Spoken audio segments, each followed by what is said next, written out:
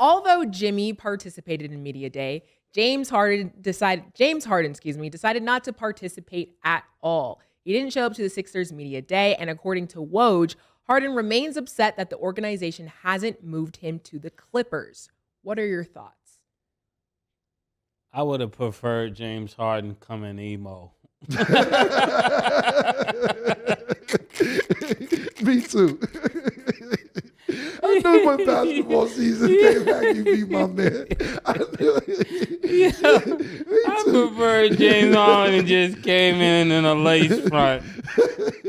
All the diva stuff he's doing, he might as well come in a lace front. Listen, I'm going to say this about James Harden. Harden. Basketball player, though. Yeah, but listen, when I say about this, James Harden wants to win because he's the nigga that turned down $103 million for 2 years, but it made him the highest paid player at the time before these new deals came out. He turned that down with Houston to try and win a championship. He could have extended his deal for $103 million, turned that down, went to the Nets thinking that the Nets had a chance. Kyrie got hurt.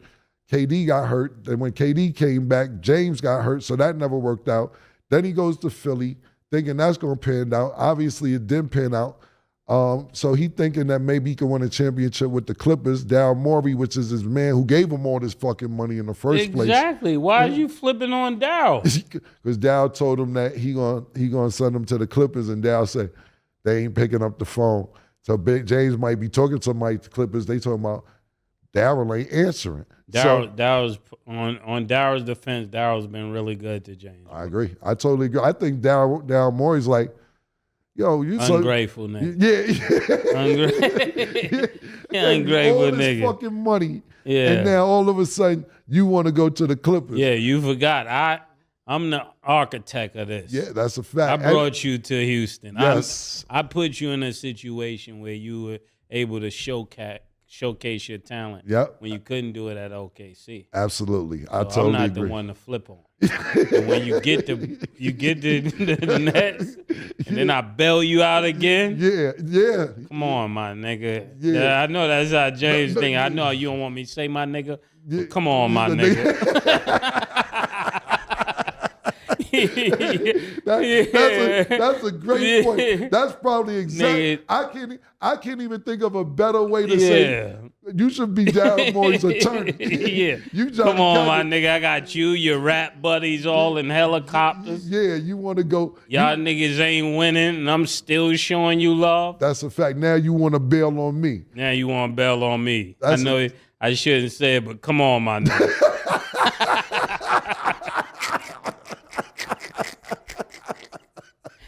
Daryl Morey, I got your back. I know what you was thinking when you woke up. Come on, my nigga.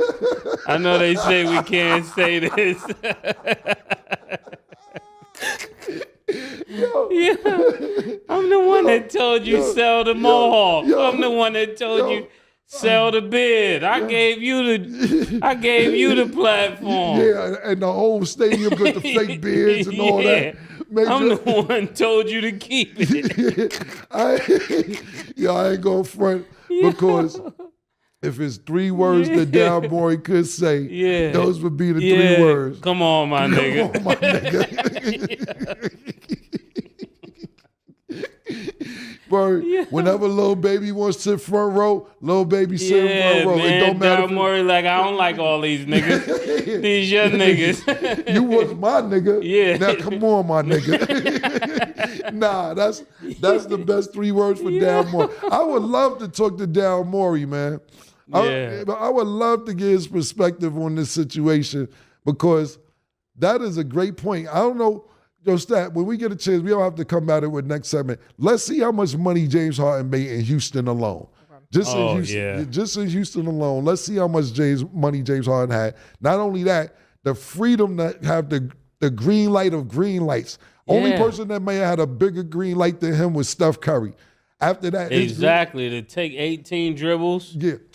Whenever you feel like shoot. Yeah, forget it. You can play the 1, 2, and the 3 whenever you feel like it. He did whatever the fuck he wanted, and a lot of times it may have been against the coach's wishes. It's like, Yeah, You know, but I can't do nothing because Daryl is back. Yeah, exactly. No, that's one of them situations where, like, absolutely, where they'd be like, yo, dog, when James Harden's looking at the coach like, you know I'll fuck with upstairs.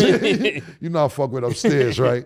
Leave that shit alone, my nigga. I'm going to do what I got to do to win. So I feel down Morey, man. Okay. And then for the James Harden stat, I mean, most of his money did come from the Rockets, where he earned around $165 million. So come on, my nigga. Come on, my nigga. And you in the best city with the best strippers and all that. Come on, my nigga. So you actually brought up Paul George, and apparently sources are saying that Paul George wants a max contract with the Clippers, but they have failed to be able to find some sort of agreement. So if he does decide to test free agency, do you guys think Paul George would be a good fit for the Sixers? Nah. I know he's the GOAT and all that, but the reason why I say that is because this Sixer team needs a special Paul's piece. They don't need just another scorer. I think Bradley Beal ruined that for everybody. Nobody is now thinking you just need 3 scorers.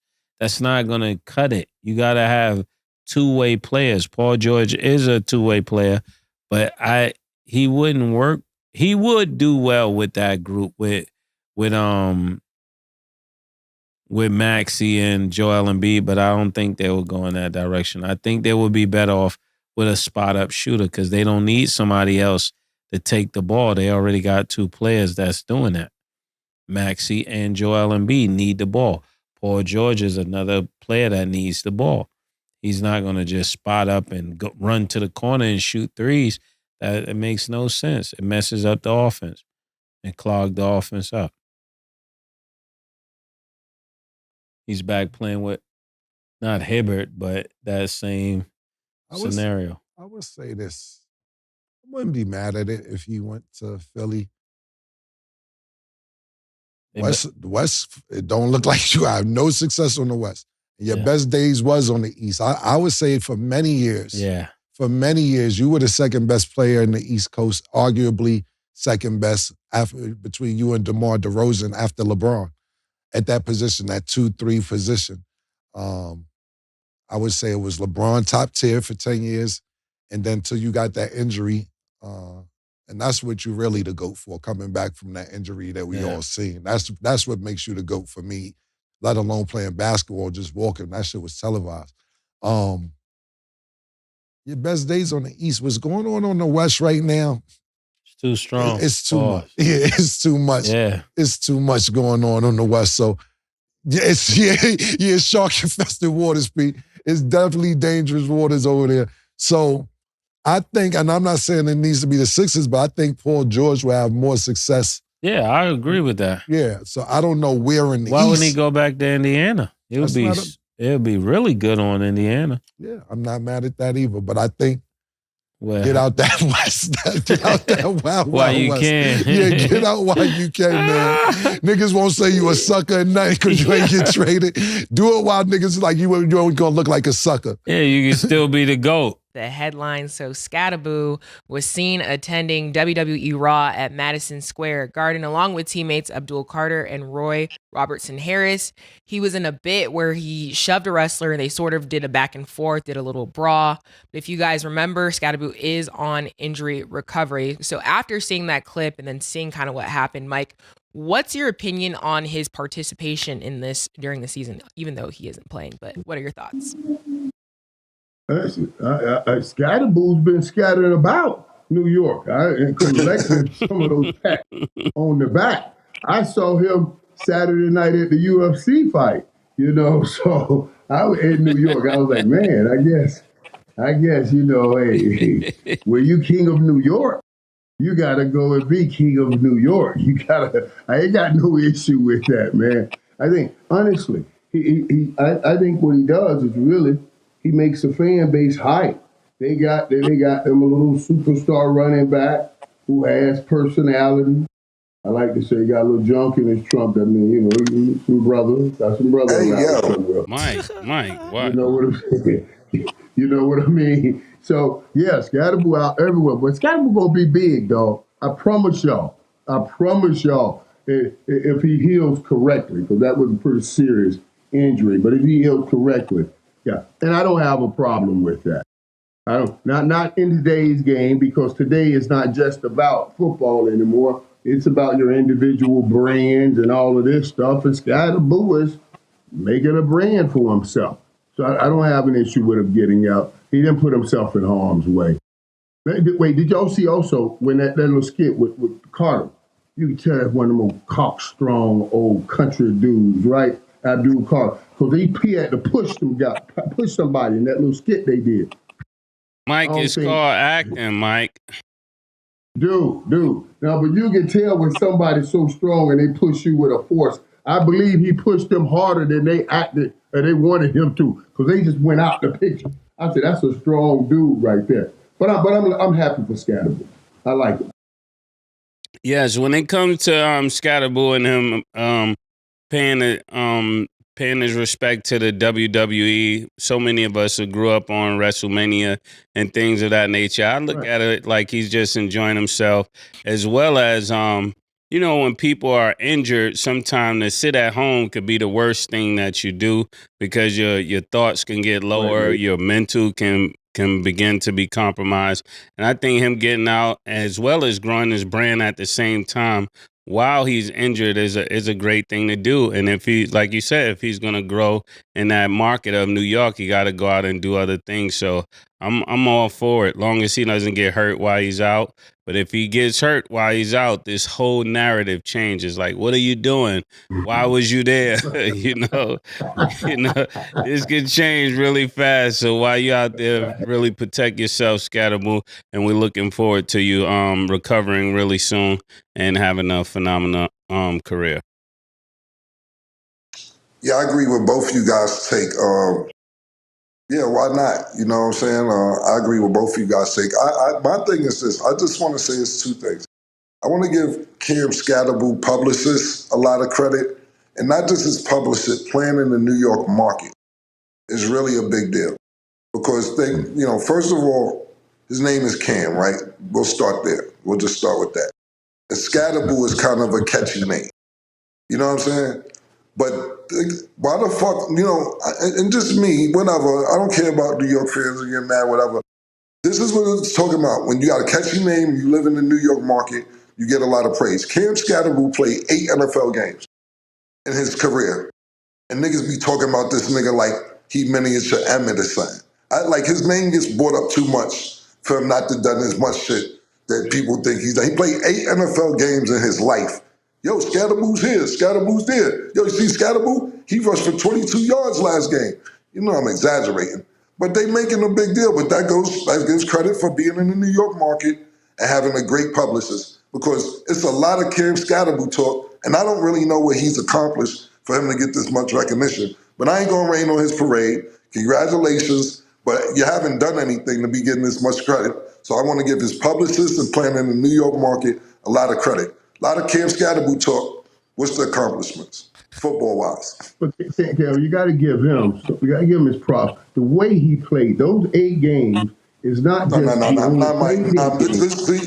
the way he played. You know what I mean, Cam? He played with that fiery stuff that New Yorkers like, that spunk, that stuff that New Yorkers like. So, and I know it's only 8 games, and you're right. But that dude got talent. Yo, Mike, how many wins do Cam Scatterboo got? Well, they don't give running backs wins like that. But how many wins does he have, Mike? You're an expert. You should know this. But what are you saying? Cam Scatterboo doesn't have any wins. The team takes on the wins. We don't count wins for running back. So how many wins does the team have, Mike? He doesn't have any wins. If you ask me to answer the question, he doesn't have any wins.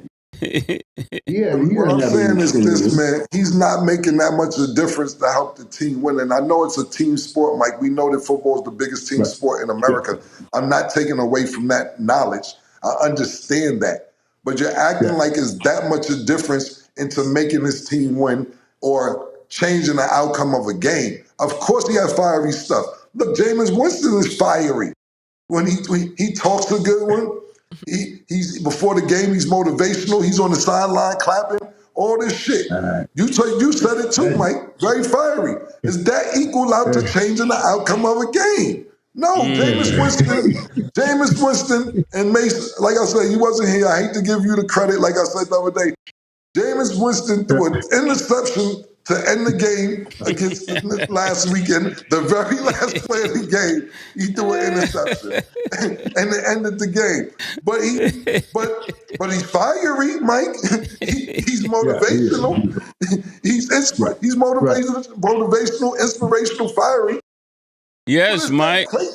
The last person to have this kind of impact with this less of many games was Kyrie down in Duke. I remember Kyrie played like 4 games, and they were already like, "Yo, he's gonna be the #1 pick." He only played 4 games, but that was a phenomenal 4 games or 3, whatever it was, before he got injured. And Scatterboo is not producing on that level. It's a big market, Killer, just like you said. Listen, I ain't hating on this. Are y'all trying to backdoor this conversation? What are you trying to say? We're talking so much about Scatterboo because he's a white running back. Is that the backdoor in this conversation right here? You said it. Well, okay. The ice is colder. I'm discerning the conversation. It's not that I'm making a statement about it. I'm trying to decipher it and figure out. Well, listen, Mike, listen. Go ahead. Mike, is white ice cola or black ice? What do you mean? What do you mean? I'm with you. My thing is this. The question is, would it be a problem if, do we have a problem with Scatterboo going to the WWE? So I'm not escaping the conversation, Mike. I'm just giving my opinion on why it's this much talk about Scatterboo. I gave a little more context. I said I agree with the initial statement that you and Murder said. I definitely agree with it, but what I'm saying is this. If this was Ashton Genty, would we be making a big deal? Like you said, he's in the market. He's white in the market. And he's fiery. I agree with everything that you're talking about. But what I'm not disagreeing with what you're talking about football-wise. But what has he accomplished? This goes to, like, you got to realize, Mike, I don't know who your publicist is or who gets you everywhere you go. Mike, you're 19 places a week. You're on TV every time I turn on the motherfucking TV. You're at a Miami game. You're at a Dallas game. You're at you're at UFC. You're everywhere, Mike. This is what I'm saying. Visibility counts. So I'm giving his publicist credit, but now you're taking it to a football situation. And if we want to go to a football situation, you're not going to change the fact that he played 8 games and he's part of a team. And he's part of a team that won 2 of the 8 games or 7 games before he got out of 8 games before he got out of there, or 3 games, however many games they won. But the point being is, you can't, Mike, whatever you're saying, I'm only spilling the facts. It's not anything I said was a fact. Everything. But we both are factual. We both are very factual. Here we go.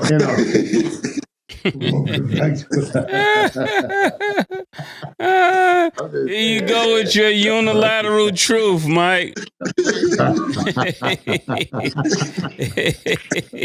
He has people excited, man. Him, Malik, Neighbors, So yeah, I think he's done some things, man. I like his style. I like what he presents. Every team is looking for a triplet.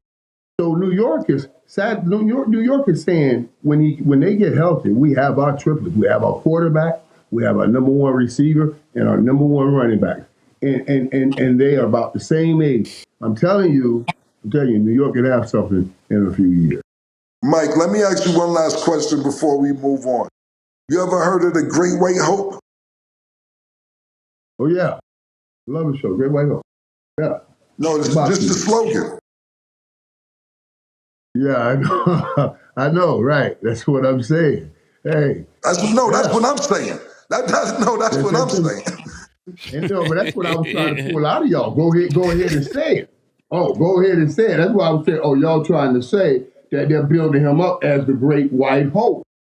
You see what I'm saying? And I ain't got no issue with that.